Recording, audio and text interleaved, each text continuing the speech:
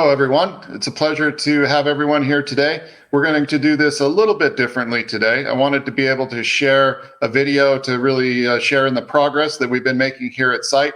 So we'll be showing a short video, and then after the video, I'll be turning the presentation over to Dave Wiens, who will run through the financing that we announced on Monday. So Cam, with no further ado, if you would go ahead and play the video, please. Thank you. This is Sam Ash, and I am excited to show this short video introducing the restart progress at the Bunker Hill mine.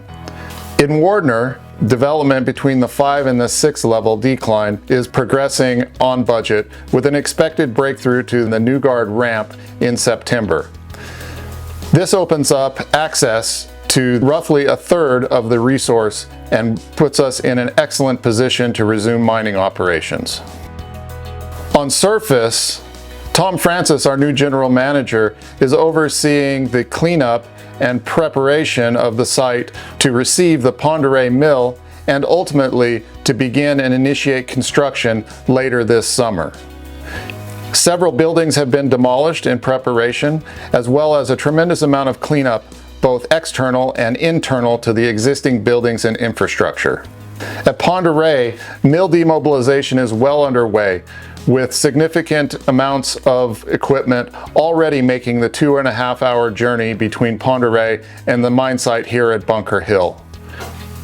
Mike Iselin has joined the team as processing manager and is overseeing the engineering of the processing plant design, ensuring that we are ready to begin construction later this year. Currently, assessment is underway to judge the ability to reuse the existing buildings to house the processing plant. From a bird's eye view, you can see here the ultimate location of where the different processing capabilities and processing functions will rest. What's important to note is that the site is more than large enough to handle all of the key aspects of the processing facility. We have also been busy the last few months building and testing a pilot water treatment plant. This is a 1-in-20 scale plant meant to test the applicability of the water treatment solution to meet both the flow rate and the water quality standards that we must achieve with our water treatment facility. Our partner Minewater has been instrumental in helping us engineer, build, and operate this test water treatment plant. I'm happy to say that the initial results look very good indeed. In summary, I would like to thank you all for watching the significant progress that we're making here at the Bunker Hill site. Thank you. And now I want to turn it over to Dave, who's going to run through some of the details of the most recent financing that we announced and press released on Monday. Dave? Thanks, Sam. So very pleased to announce what effectively represents a further deepening of the relationship with Sprott and allows us to take that next step towards full project financing with the announcement of the new convertible debenture on Monday morning. So you can see on the page here, this represents an incremental $15 million of financing, expanding the project finance facility with Sprott to $66 million in total, of which $29 million has now been advanced. You can see that similar to we're calling this the Series 2 convertible debenture because there was a previous convertible debenture of the Series 1. You can see similar to Series 1, 10.5% interest rate, which is about LIBOR plus 7 based on current interest rates, about the same as what the 7.5% represented on the Series 1. 29-cent conversion price, which is about 20% higher than the current price of the shares, and maturity of March 31st, 2025, which is important because that allows us more than enough time post-commercial production to be generating free cash flow and service that debt. You can see in the news release as well that concurrent with this new $15 million financing, we extended the maturity on the Series 1 convertible debentures as well. They were previously scheduled to be repaid or converted when the stream came in. They're now extended to March 31st, 2025 as well. So quite pleased with this package. As you can see on the slide there, it allows us to meet those important obligations. If you may recall, with the EPA deal that we announced in December, we had 180 days to get that financial assurance in place to push those maturities out. to be paid from free cash flow between 2024 and 2029. This new financing accomplishes that while continuing to finance the key project work streams, including the mill demobilization, underground decline, engineering optimization, and the completion of the PFS, which we expect to happen in the third quarter. The stream, no change to the stream assumptions, which you can see on the right-hand side, which is the final piece of the Sprott package. And we expect that to be advanced concurrent, roughly around the time frame that the pre-feasibility study is published. So that's it in a nutshell. We're quite pleased to have taken this next step in our financing package, and happy to answer any questions. Great, thanks a lot, gentlemen.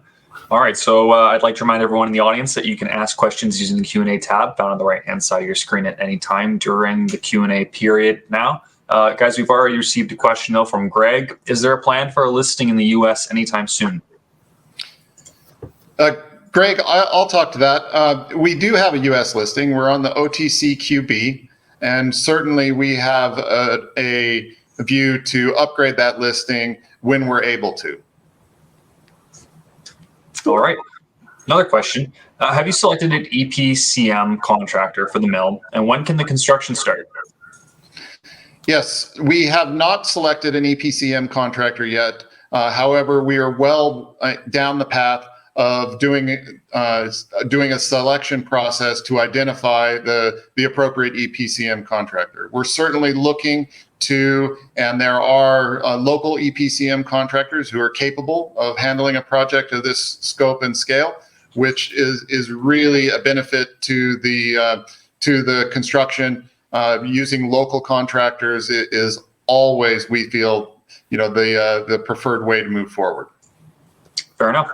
Mark wants to know, why is the PFS slipped from Q2? That's a good question. And Mark, as we have been doing the technical work and we've been moving from a PEA to a PFS, there are, as you can imagine, multiple optimization opportunities that come to light. And the nature and the amount of those optimization opportunities that have presented themselves really put us in the position where we felt that putting the best foot forward with that pre-feasibility would be to take a little bit of extra time and run a couple of those optimization opportunities fully to ground so that we can incorporate them and have the most robust pre-feasibility possible.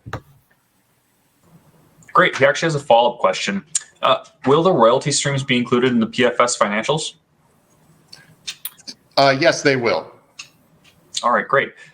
As you're wrapping up, are you having trouble finding skilled labor? We're in a very fortunate position that here in northern Idaho in the Silver Valley, we're in a community and a locality that it has a long history of mining. So we're able to draw extensively on the local talent base, and certainly for the construction, we're able to expand that out into the areas of eastern Washington as well. So to date, we've not had any trouble finding skilled labor, and certainly we are seeing, as you can see by the addition of Tom Francis and Mike Eisland, that on the technical side of things as well, we're able to draw on talent who's very excited about the opportunity to come and join a dynamic team and a story that offers the opportunity that the Bunker Hill restart offers. Absolutely. What, if any, permits or agreements are still required to restart production? So there are a couple of small local ancillary permits that we will have to do. As we go through the process of modifying buildings, the local building codes and building inspector, things like that. But there's certainly nothing that represents or is even close to being a critical path for the restart of production. Okay. Does the delay in PFS impact your expected Q4 2023 plant commissioning? No, it doesn't. We are still on track for the commissioning and restart in late Q3, early Q4 of 2023. And really, that's the way that we are continuing to approach this operationally at site. That's why you see the level of activity that you do, why you see that the rehabilitation and development in the underground mine is progressing on plan and on cost. And you're seeing the site preparation here on surface advancing. And in addition, the mill relocation. Right, okay. The press release mentioned material improvement in your working capital. What do you estimate your working balance to be now? That's a great question, and actually highlights related to what I mentioned earlier in terms of satisfying the EPA financial assurance with this financing. So if you looked at our last balance sheet, our working capital balance was about negative 21 million. Obviously, the team we're not even at June 30th yet, and the team has yet to compile the accounts. But what I can say is that you will see a step change in our working capital balance as of the next reporting date, because there was about $12 million of EPA liabilities that sat within short-term liabilities. Those are now going to move into long-term liabilities. So together with the 12 moving from short-term to long-term, you're about to see $15 million of cash come in on top of that. And that's in addition to the equity financing that we did in the second quarter. So you're going to see, again, I should sort of not venture to sort of guess on these things until the teams have done it. But you could see positive working capital here, which has all sorts of benefits to us, not just from a financial stability perspective, but also things such as the TSXV venture, the TSXV listing that we are still in the process of pursuing. So it enables all sorts of things going forward. Thanks for that. Another question, are the 17 million payment bonds, LOC, and the 2.9 million additional unpaid water treatment facility CapEx and OpEx costs due now, are covered by existing cash in the new debenture, which was $15 million? That's correct. And that's just in terms of terminology, when we say financial assurance, that's effectively what we're referring to, the 17 million. So we have successfully lined up a combination of performance bonds and letters of credit to satisfy that $17 million obligation enabled by this financing, which is really that short-term portion I mentioned of the 12, which is going to move to long-term. And so the short answer is yes, those obligations are covered with this financing, which is yet another sort of de-risking step for the company. All right, thanks, David. Listen, I think that's all the questions we have come in currently. I want to thank you, David and Sam, for not only walking us through a presentation, but giving us a great overview. I'd like to thank everyone who submitted questions. If you didn't get a chance to think of one, or if you think of one later, you can always contact the Bunker Hill Mining team, accessing their information, their contact information. bunkerhillmining.com is a great resource for finding that stuff out. But Sam, David, I'd like to pass things back to you for some closing remarks before we wrap up for the day. Yeah, thank you. What I can say is that it's going to be a very, very busy summer here at Bunker Hill. We're advancing the project, accelerating the work streams, and we're moving forward really in a very positive manner here at site. The mill relocation of the process plant coming down from Ponderay is well advanced. We're off to a great start there. On the underground development side, we're ahead of schedule and under budget, which is pretty impressive. And we're really looking to accelerate through the summer and looking forward to building this mine and putting it back into production. Absolutely. Thank you for that, Sam. We just do have another question that's slipped in, just another one from Mark. What's your corporate G&A, and is it expected to remain consistent? So I can take that. So I was actually going to add as part of my closing remark, this is the fun part. Sam talks about building the mine, and we're building our team as well, both at corporate as well as on the ground. So I think you will see it, as you would imagine, moving from effectively, if you went back a year, this company being a bit of a startup to now a very serious development and going into production player. So we are continuing to build that team. I'd say corporate G&A at the moment, it's always categorization, except it is in sort of the couple $1 million a year.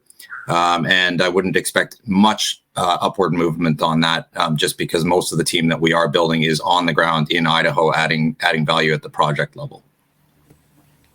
Absolutely. Thank you for that, David.